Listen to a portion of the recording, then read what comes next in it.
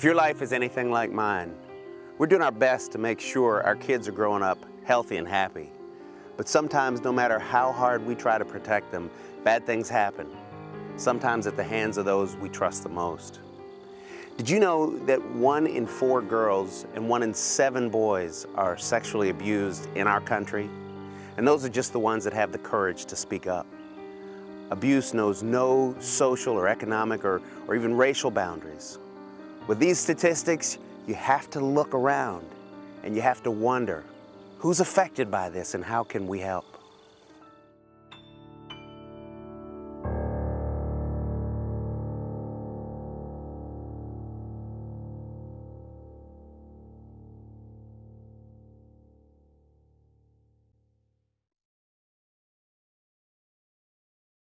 I like to start with the old way before Safe Harbor.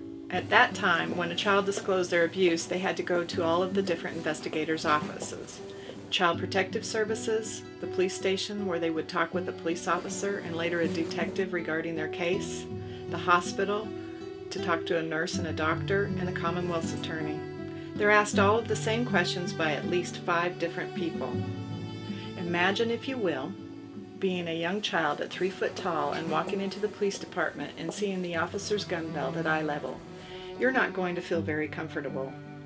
Or if you were 3 foot tall and walking down the hall of the sterile emergency room and then receiving a forensic exam. Or if you've been raised to be afraid of the police or social workers, you're not going to feel safe enough to tell your story.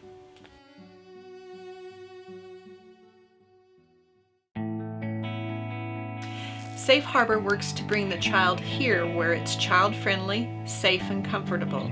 All of the investigators involved in the case come here. We encourage one interview with an individual that has been trained as a forensic interviewer. The interview is very structured, legally sound, and neutral.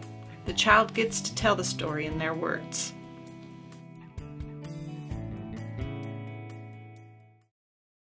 I'm here with Pam Garrett, the Executive Director of Safe Harbor Child Advocacy Center. Pam, thank you so much for having us in today. Let's find out a little bit about where we are and what we do here. Okay, I always like to start by bringing people in this room. So this room is probably the most important room because at any given time when we're getting ready for an interview or to even set up for an exam, you will have a Commonwealth's attorney in here, a forensic nurse from Mary Washington Hospital, you'll have Child Protective Services, a detective, a victim witness, and sometimes school personnel if it's important, or a therapist. The Community Service Board has assigned mental health workers with us so that when we feel like it's really important, we have them come to the interview so they can monitor the child and be sure they're okay during the interview. Okay. So when they're here, you'll see that up there's the TV screen, and that's where they'll be able to see the child because they'll only talk to one person, not all of these people. When I bring someone in, or a family in, you'll notice as you walk in, the colors are soft and relaxing as soon as you get in here. Because people are coming in here in trauma and crisis, and the child's not only in crisis, but the parent or the non-offending caregiver is in crisis. So the idea is to get them relaxed, to start to feel safe. And many times we'll put the parent in this room, which again, we've got the soft colors and muted tones, where we right away start doing assessments for safety, for domestic violence, for mental health, substance abuse, anything that this family might need help with, we start gathering the information so we'll know how to take care of them through the process. Okay. And here, this is probably one of my favorite rooms. Mine too.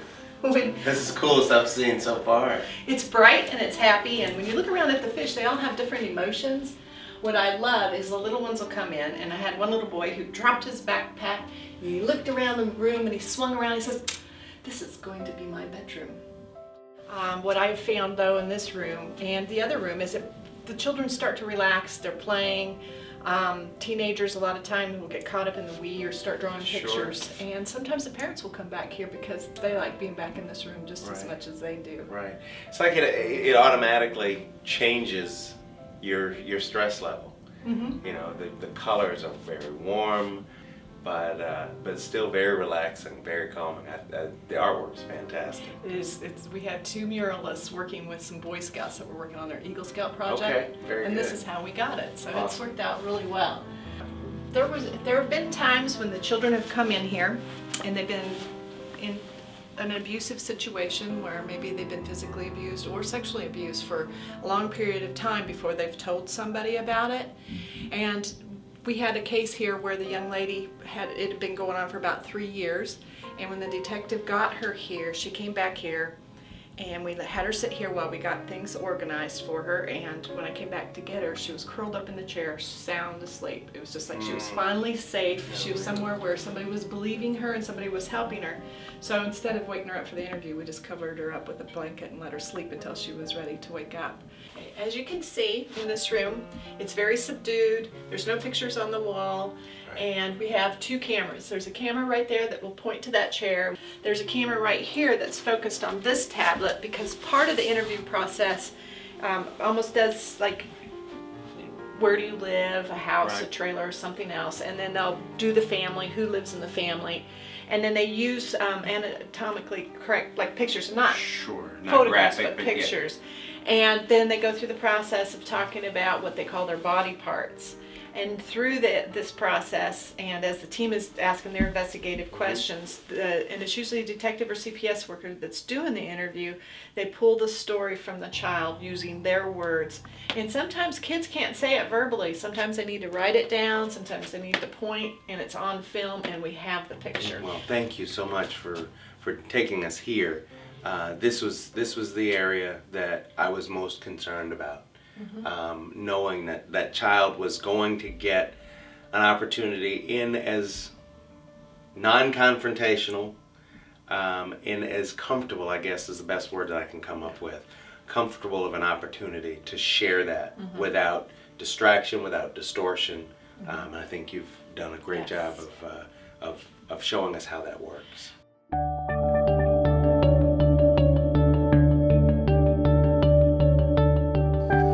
Safe Harbor is a literal lifeline for kids and families who suddenly find themselves having to deal with sexual abuse or other violent situations.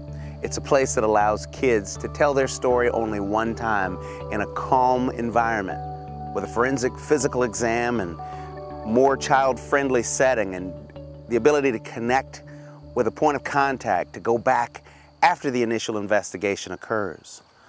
All this is set in a place to help prevent further emotional trauma to the child and those who care for them.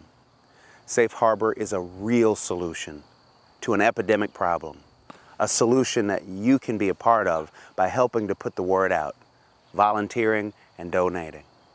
Thank you.